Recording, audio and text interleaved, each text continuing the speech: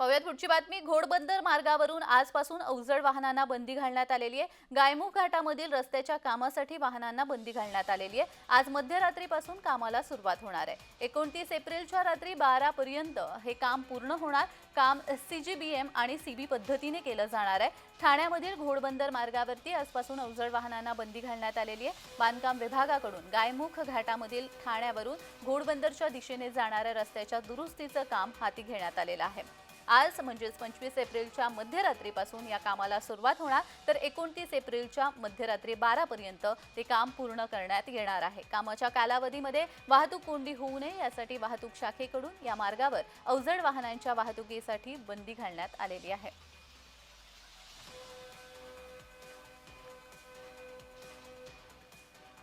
तर आज मध्यरात्रीपासून या कामाला सुरुवात होणार आहे। घोडबंदर मार्गावरती आजपासून अवजड वाहनांना बंदी घालण्यात आलेली आहे। शिवाय काम असेल, महत्त्वाचं काम असेल तरच घराबाहेर पडावं असं आवाहन देखील करण्यात आलेलं आहे। काम हे सीजीबीएम आणि सीबी पद्धतीने केलं जाणार आहे। घोडबंदर मार्गावरती आजपासून अवजड वाहनांना बंदी घालण्यात आलेली आहे। तर या संदर्भात अधिक माहिती देण्यासाठी आमचे प्रतिनिधी कुणाल भोईटे आपल्यासोबत जोडले गेलेले।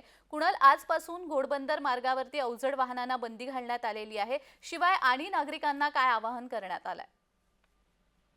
जान्हवी, एकंदरीत पाहायचं झालं तर घोडबंदर मार्गावरची वाहतूक कोंडी सुटावी या अनुषंगाने ठाणे महानगरपालिका असेल, त्याचप्रमाणे ठाणे वाहतूक शाखा असेल यांनी पावलं उचलायला सुरुवात केलेली आहे। पावसाळ्याआधी या ठिकाणचं काम जे आहे ते पूर्ण व्हावं यासाठी मोठा ब्लॉक जो आहे तो घेण्यात आलेला आहे। आजपासून म्हणजे आज मध्यरात्री 12 वाजल्यापासून 29 तारखेच्या रात्री 12 वाजेपर्यंत हा संपूर्णतः ब्लॉक असणार आहे। मात्र एक लेन जी आहे ती प्रवाशांसाठी म्हणजे वाहन चालकांसाठी खुली करण्यात येणार आहे, जेणेकरून कोणालाही त्रास होणार नाही। कारण ठाण्याकडून मीरा भाईंदरला जाणारा मार्ग असेल किंवा मीरा भाईंदरकडून ठाण्याकडे येणारा मार्ग असेल, या ठिकाणी 10-10 मिनिटं जी वाहनं आहेत ती या रात्रीच्या कालावधीमध्ये सोडण्यात येणार आहेत। मात्र वाहतूक पोलिसांच्या माध्यमातून आवाहन करण्यात आलेलं आहे की जर महत्त्वाचं काम असेल तरच घराबाहेर वाहन घेऊन बाहेर पडा, कारण मोठ्या प्रमाणात वाहतूक कोंडी होण्याची शक्यता आहे। मात्र त्या ठिकाणी पोलीस कर्मचारी जे आहेत ते मोठ्या प्रमाणात तैनात असणार आहेत।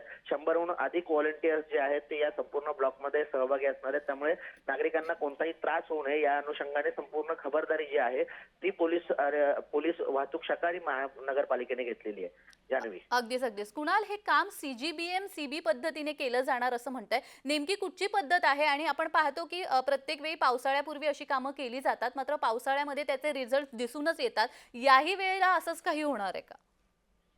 जान्हवी, ज्यावेळेस आम्ही आयुक्तांशी आणि वाहतूक पोलीस आयुक्तांशी, उपायुक्तांशी बातचीत केली त्यावेळेस त्यांनी असं सांगितलेलं आहे की प्रायोगिक तत्वावरती पहिल्यांदा माझीवाड्याचा जो ब्रिज आहे ज्याच्यामध्ये वारंवार पावसाळ्यामध्ये खड्डे पडताना पाहायला मिळतात, त्याच्यावरती प्रायोगिक तत्वावरती हा जो पॅच आहे तो मारून पाहणार आहेत आणि त्यानंतर त्याची अंमलबजावणी जी आहे त्याची सुरुवात करणार आहेत, जेणेकरून पावसाळ्यामध्ये खास करून मोठ्या प्रमाणात खड्डे पडण्याची समस्या उद्भवते ती उद्भवू नये यासाठी वेगवेगळ्या तंत्रज्ञानाचा वापर जे आहे ते करणार आहेत। यासाठी MMRDA चे अधिकारी असतील, त्याचप्रमाणे इतर अधिकारी देखील कामाला लागलेले आहेत।